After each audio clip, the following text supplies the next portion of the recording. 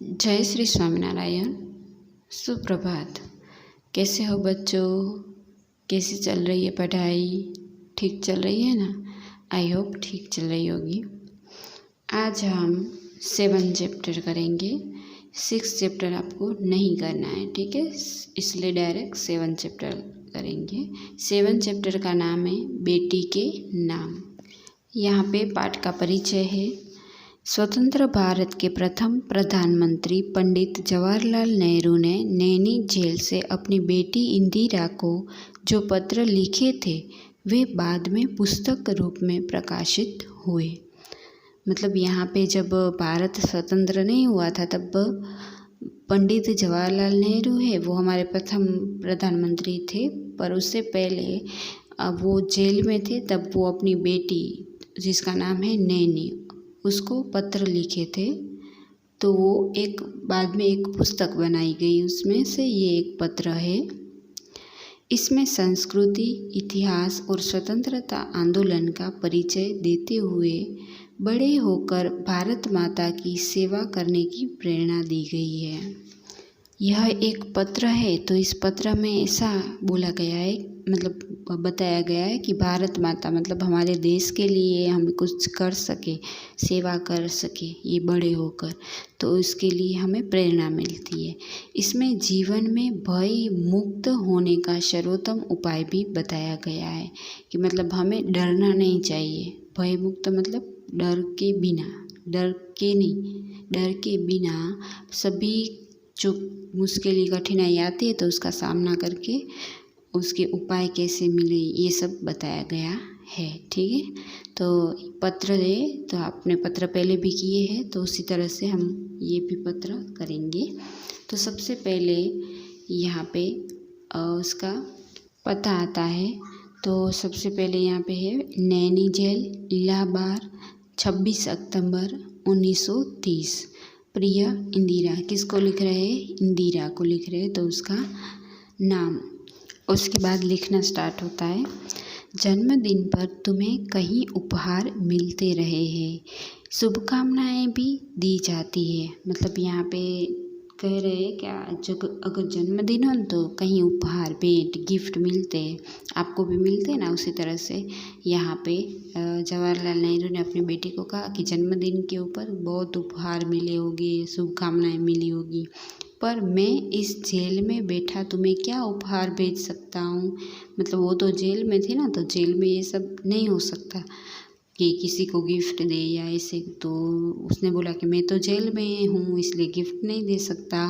हाँ, मेरी शुभकामनाएं सदा तुम्हारे साथ रहेगी। मतलब शुभकामनाएं तो दे सकता हूँ, इसलिए मेरी शुभकामना, मेरे आशीर्वाद है वो हमेशा तुम्हारे ही साथ रहेंगे। इस तरह से वो गिफ्ट नहीं देते हैं और शुभकामनाएं देते हैं, ठीक है? ये एक पैराग्राफ पूरा हुआ। अब दूसरा पैराग्राफ। क्या तुम्हें याद है कि जॉन ऑफ आर्क की कहानी तुम्हें कितनी अच्छी लगी थी? मतलब अब याद दिलाते, तुम्हें याद है जॉन ऑफ आर्क की कहानी जो थी ना, वो कितनी अच्छी लगी थी तुम्हें? तुम भी उसी की तरह बनना चाहती थी। मतलब वो कहानी जब सुनाई होगी तो वो भी उसी की तरह बनना चाहती होगी, तो ये उसके पापा उसको याद दिला रहे। पर साधारण पुरुष तथा स्त्रियां इतने साहसी नहीं होते हैं। वे तो अपनी प्रतिदिन की चिंताओं में ही फंसे रहते हैं। मतलब जो साधारण व्यक्ति है ना, वो रोज़ की चिंता में फंसे रहते हैं, वो बाकी कुछ सोचते नहीं हैं।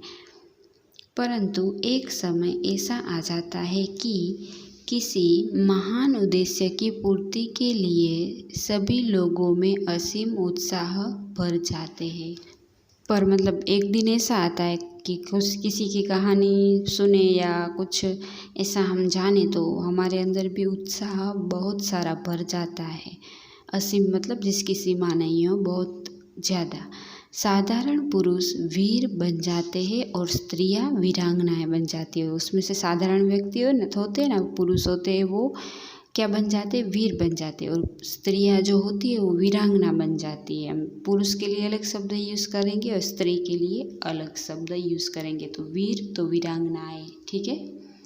अब इसके बाद का है वो हम नेक्स्ट वीडियो में समझेंगे। ठीक है, तो आज का वर्क है आपका, तो सबसे पहले CW में आपको चैप्टर नंबर और नाम लिखना है ऊपर, और फिर शब्दार्थ लिखने हैं। आप पहले भी लिखते आ रहे हो, उसी तरह से राइटिंग अच्छी करके ऊपर की लाइन को टच करके।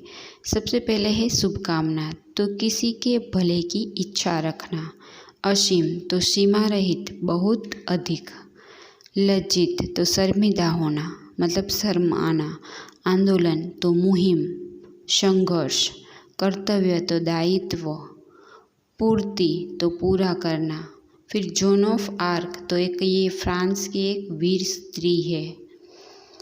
साधारण तो मामूली, वीरांगना तो वीर स्त्री। उद्देश्य तो लक्ष्य, प्रयोजन। सामूहिक तो मिलजुल कर। नेतृत्व तो अगुवाई, और फंसे तो उलझे। ठीक है, तो ये शब्दार्थ है, आपको CW में आगे लिखना है। अब होमवर्क लिख के उसी के नीचे लिखना है, दिए गए शब्दों का वाक्यों में प्रयोग कीजिए। तो ये CW में शब्दार्थ के नीचे ही लिख देना है। पहला है साहसी, तो ऐसा वाक्य ढूंढना है जो सही हो और उसमें साहसी भी आता हो। तो हम ढूंढेंगे, इंदिरा बहुत साहसी महिला थी। ठीक है, तो उस तरह से आप दूसरा कोई वाक्य मिलता है ना, तो आप वो भी लिख सकते हो, पर सही होना चाहिए। उसके बाद है उत्साह, मनुष्य को हर कार्य उत्साह के साथ करना चाहिए। खड़ी पाई, तो इसमें भी उत्साह आया। उसके बाद है साधारण, तो साधारण लोग सदैव छोटी छोटी चिंताओं से ही परेशान रहते हैं। ठीक है, उसके बाद है महान, तो स्वतंत्रता आंदोलन का महान उद्देश्य था। फिर अल्पविराम, भारत को अंग्रेजों से मुक्त कराना। खड़ी पाई।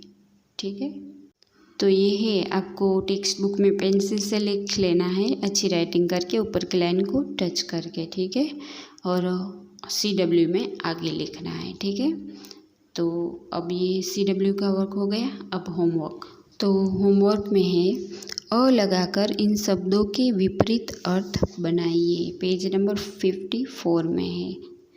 तो ये है ना, आपको होमवर्क में लिखना है। तो पहला है साधारण तो असाधारण, निश्चित तो अनिश्चित, ये दिए गए हुए उसी तरह से दूसरे बनाना है। तो निर्णय तो अनिर्णय, भय अभय, समय असमय, शुभ अशुभ, योग्य अयोग्य, प्रकाशित अप्रकाशित।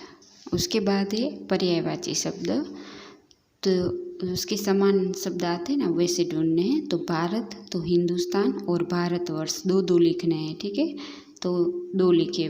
उसी तरह से बेटी तो सूता और पुत्री, दुख तो कष्ट पीड़ा, उपहार तो भेंट तोहफा, और वीर तो बहादुर और पराक्रमी। ठीक है, तो ये आपका होमवर्क। इंडेक्स में आज की डेट लगा कर लिखना है।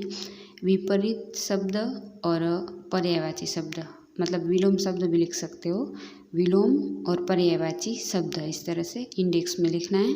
और ये दोनों शब्द है वो होमवर्क सेक्शन में पीछे में लिख लेना है। ठीक है, तो इस तरह से आपका होमवर्क।